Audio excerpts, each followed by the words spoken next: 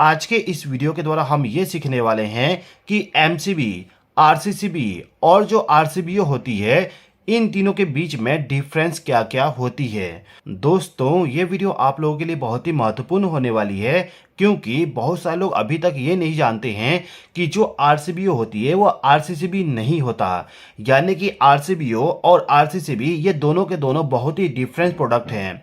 इसके अलावा बहुत सारे लोगों को अभी तक ये नहीं मालूम कि आरसीबीओ क्या होती है, कैसे काम करता है और क्यों इस्तेमाल किया जाता है। तो आज के इस वीडियो को देखने के बाद आपके माइंड में कोई भी डाउट नहीं रहेगा। तो चलिए दोस्तों, वीडियो को स्टार्ट करते हैं। सबसे पहले हम इन तीनों डिवाइस का फुल फॉर्म क्या होती है उसके बारे में समझ लेते हैं। देखिए दोस्तों, ये जो हमारा एमसीबी है, एमसीबी का फुल फॉर्म होता है मिनिएचर सर्किट ब्रेकर। इसके बाद जो आरसीसीबी होती है, आरसीसीबी का फुल फॉर्म होता है रेसिडुअल करंट सर्किट ब्रेकर। इसके बाद आरसीबीओ का फुल फॉर्म होता है residual current circuit breaker with overload protection. अब ये जो एमसीबी है, इसका उपयोग हम दो टाइप के प्रोटेक्शन के लिए करते हैं। सबसे पहला प्रोटेक्शन होता है आपका ओवर करंट, यानी कि ये डिवाइस आपका ओवरलोड का प्रोटेक्शन आपको प्रोवाइड कर देगा। ओके, इसके बाद जो सेकंड प्रोटेक्शन होता है वो होता है शॉर्ट सर्किट का। अब यहाँ पे शॉर्ट सर्किट क्या है, एक बार समझ लीजिए। देखिए, ये जो एमसीबी है, इस एमसीबी के आउटपुट टर्मिनल पे जो हम फेज सप्लाई और न्यूट्रल सप्लाई कनेक्ट करेंगे, वो दोनों के दोनों आपस में इस टाइप से टच हो जाए।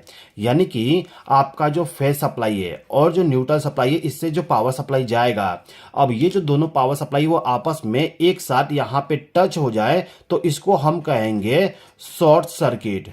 इसके बाद यहाँ पे जो ओवरलोड लिखा हुआ है, इसका मतलब होता है यदि आपके एमसीबी का रेटिंग 10 एम्पियर है। अभी के टाइम पे ये मेरे पास में जो एमसीबी है, इस पे लिखा हुआ है 32 एम्पियर, तो हम यहाँ पे 32 एम्पियर मान लेते हैं। ओके, हमारे इस एमसीबी के अंदर से यदि 32 एम्पियर करंट फ्लो होता है, तो उस कंडीशन में हमारा एमसीबी नॉर्मल वर्क करेगा।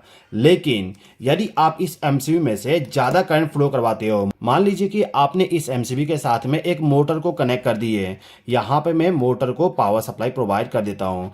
अब यदि आपके मोटर को 32 एम्पियर से यदि करंट कम जाता है, तो उस कंडीशन में एमसीबी हमारा नॉर्मल वर्क करेगा। लेकिन जैसे ही आप इसमें से ज़्यादा करंट फ्लो करवाना स्टार्ट करोगे, यानी कि 32 एम्पियर से ज़्यादा करंट फ्लो हुआ, मान लेते हैं कि 33 एम्पियर करंट फ्लो होना स्टार्ट हो गया, तो उस कंडीशन में जो हमारा एमसीबी होता है, एमसीबी हमारा ट्रिप हो जाएगा। तो यहाँ पे आपको केवल यही समझना है कि एमसीबी हमें दो टाइप का प्रोटेक्शन प्रोवाइड करता है। सबसे पहला प्रोटेक्शन होता है ओवरलोड का और सेकेंड प्रोटेक्शन होता है शॉर्ट सर्किट का। ओके, अब ये जो आरसीसीबी है, ये हमें अर्थ फॉल्ट का प्रोटेक्शन प्रोवाइड करता है। अब यहाँ पे अर्थ फॉल्ट का मतलब क्या होता है, एक बात समझ लीजिए। देखिए दोस्तों, मान लीजिए कि आपने क्या किया कि ये जो आरसीसीबी है, इसके इनपुट टर्मिनल पे आपने फेस और न्यूट्रल सप्लाई कनेक्ट कर दी है। उसके बाद इस आरसीसीबी के आउटपुट टर्मिनल पे आपने लोड को कनेक्ट कर दी है। ये जो कनेक्शन है, ये आउटपुट टर्मिनल का कनेक्शन है। अब मान लीजिए कि आपका जो यहाँ पे फेस सप्लाई है, वो फेस सप्लाई जाके गलती से आपके मोटर के बॉडी में फ्लो होने लगा यहाँ पर, तो इसको हम कहेंगे अर्थ फॉल्ट। यानी कि यदि आपका फेज सप्लाई अर्थिंग के साथ में कनेक्ट हो जाए, या फिर आपका न्यूट्रल पावर सप्लाई भी अर्थिंग के साथ कनेक्ट हो जाता है।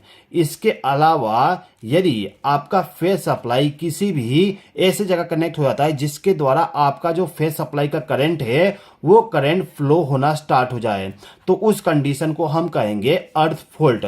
तो ये जो आरसीसीबी होता है, ये आरसीसीबी हमें इसी टाइप के फॉल्ट से प्रोटेक्शन प्रोवाइड करेगा। दोस्तों, आरसीसीबी का जो फुल फॉर्म होता है, इसके नाम में यदि आप देखोगे तो आपको यहाँ पे मिलेगा रेसिडुअल करंट। यानी कि जो आपके फेज सप्लाई से करंट जा रही है, मान लीजिए कि यहाँ से 10 एम्पियर का करंट जा रहा है, तो रिटर्न में भी इसके 10 एम्पियर करंट आना चाहिए। मान लीजिए कि 10 एम्पियर करंट जा रहा था, तो रिटर्न में आपका यहाँ पे केवल 9 एम्पियर करंट वापस आ रहा है। यानी कि आप यहाँ पे कह सकते हो कि आपका जो 1 एम्पियर का करंट है, वो बिना काम के कहीं फ्लो हो रहा है। तो उस कंडीशन में ये जो आरसीसीबी होता है, उसको डिटेक्ट करके आपका जो सर्किट ब्रेकर है, यानी कि ये आरसीसीबी जो है, वो ऑटोमेटिकली ट्रिप हो जाएगा। ओके दोस्तों, आरसीसीबी आपको अर्थ फोल्ड के अलावा इलेक्ट्रिक शॉक से भी प्रोटेक्शन प्रोवाइड करता है। मैं यहाँ पे लिख देता हूँ इलेक्ट्रिक शॉक। ओके, मान लीजिए कि आपने क्या किया कि जो फेस सप्लाई है उसको जाकर टच कर लिए,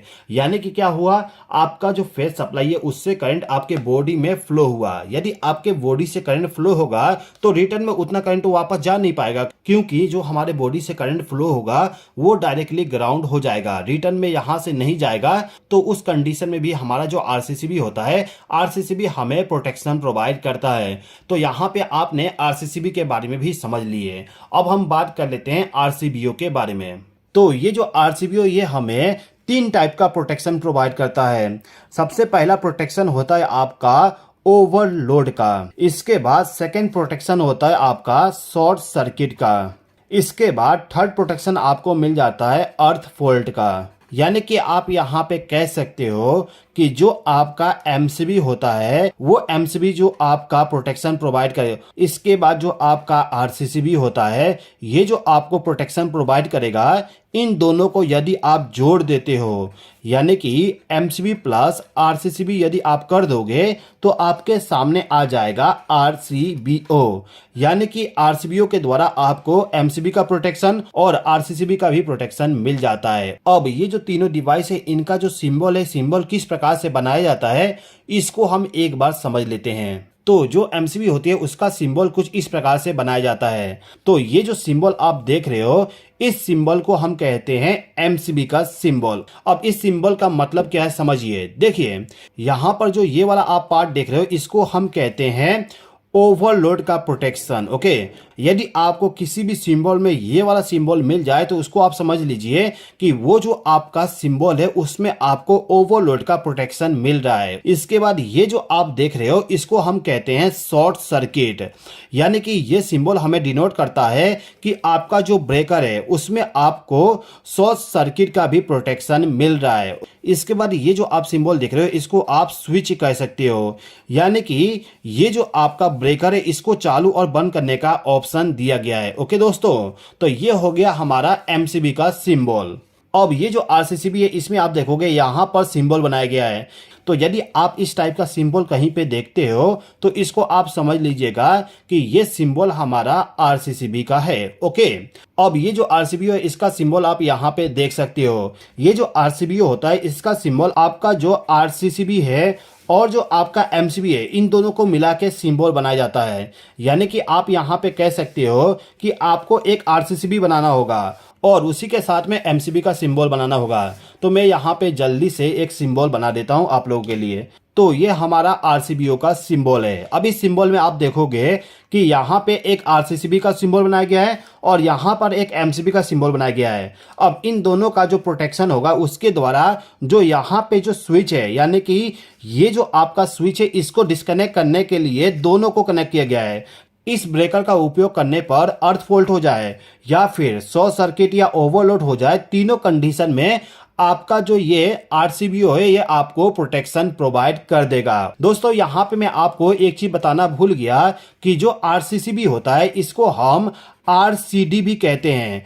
आरसीडी का फुल फॉर्म क्या होता है एक बार समझ लीजिए। देखिए आरसीडी का full form residual current device होता है। तो यदि आपको कहीं पे भी आरसीडी लिखा हुआ मिल जाए तो आप वहां पे ये समझ लीजिए कि वो डिवाइस आपका आरसीसीबी ही है। ओके, यहाँ पे केवल नाम उसका डिफरेंस है। ओके दोस्तों यहाँ पर मैं आपको एक और चीज बताना चाहूंगा जो कि आपको जानना बहुत ही जरूरी है। देखिए दोस्तों, ये जो हमारा एमसीबी होता है, एमसीबी का जो रेटिंग होता है वो रेटिंग आपको हमेशा एम्पियर में मिल जाएगा। ओके, यानी कि यदि आपको एमसीबी को बाय करना जाना है तो आप वहां पे क्या कहोगे कि आपको चाहिए 16 एम्पियर का एमसीबी या फिर आप कहोगे 25 एम्पियर का एमसीबी आपको चाहिए। ओके, इसके बाद यदि आप आरसीसीबी को बाय करने जाओगे तो वहां पे आपको 2 चीजें बताना होगा। सबसे पहले आपको लीकेज करंट को बताना होगा। आरसीसीबी का लीकेज करंट आपको 3 टाइप से मिल जाएगा। पहला होता है 30 मिली एम्पियर, दूसरा होता है 100 मिली एम्पियर और तीसरा होता है 300 मिली एम्पियर। ओके, यानी कि आपको इन तीनों में से कौन सा वाला आरसीसीबी चाहिए उसको आपको बताना होगा। यदि आप आरसीसीबी को आपके घर के लिए बाय करने जाते हो तो वहां पे आपको 30 मिली एम्पियर वाली आरसीसीबी को बाय करना होगा। इसके अलावा आरसीसीबी को बाय करने के टाइम आपको आरसीसीबी का करंट रेटिंग भी बताना होगा। जैसे कि आप देख सकते हो यहाँ पे 40 एम्पियर लिखा हुआ है। अब यहाँ पे 40 एम्पियर लिखा हुआ है, इसका मतलब ये नहीं है कि आरसीसीबी आपका 40 एम्पियर पे ट्रिप हो जाएगा। यहाँ पे 40 एम्पियर का मतलब ये होता है कि इस आरसीसीबी के अंदर से कितना मैक्सिमम करंट आप फ्लो करवा सकते हो। जैसे कि आप यदि स्विच को देखोगे तो इसमें आपको इसका करंट रेटिंग भी लिखा हुआ मिल जाएगा। यहाँ पे 6 एम्पियर लिखा हुआ है, शायद आपको कैमरे में ना दिखे क्योंकि व्हाइट पूरा है। तो आप ये समझ लीजिए कि ये स्विच हमारा 6 एम्पियर करंट मैक्सिमम फ्लो करवा सकता है। इसी प्रकार से आरसीसीबी आपका ये वाली मैक्सिमम 40 एम्पियर करंट फ्लो करवा सकता है। अब इसके बाद में यदि आप आरसीबी को बाय करने जाओगे तो आपको यहाँ पे सेम चीज कहना है। आपको कितने एम्पियर का प्रोटेक्शन चाहिए उसको आप बता दीजिए। इसके बाद लीकेज करंट का कितना एम्पियर का प्रोटेक्शन चाहिए उसको आप बता दीजिए। यानी कि आप कहोगे 32 एम्पियर का आरसीबीओ दे दीजिए जिसका लीकेज करंट 30 मिली एम्पियर होगा। ओके, तो आई होप कि आज के इस वीडियो के द्वारा आपको कुछ नया सीखने को मिला होगा। दोस्तों, वीडियो आपको पसंद आया हो तो लाइक कर दीजिएगा और चैनल पे नए हो तो सब्सक्राइब कर लीजिएगा। इस वीडियो को देखने के लिए धन्यवाद।